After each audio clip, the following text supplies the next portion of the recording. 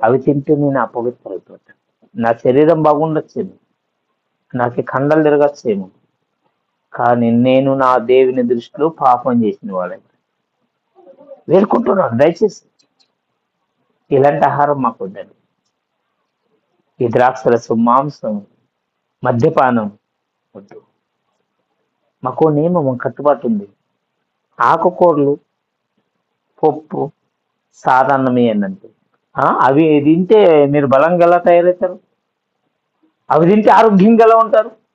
అవి తింటే మిమ్మల్ని చూస్తే అవతల వాళ్ళు ఎలా భయపడతారు? మంచి అట్టకట్ట ఉండాలంటే అట్టకట్ట తిండి తినాలి. పప్పు తిండి ఏమంటారు, నీకేం చేత కదంటారు. అలాగని ఈయన ఏమంటున్నాడు, మా చేత అవుతాడు లేదు అంతగారు చూడండి.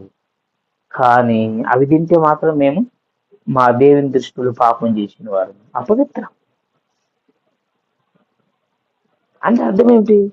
పంది కూర ఉండొచ్చు, వాడు ఒంటి కూర ఉండొచ్చు, కుందేలు కూర ఉండొచ్చు.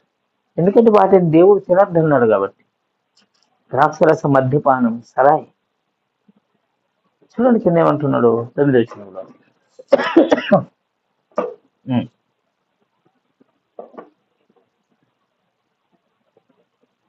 వచ్చింది.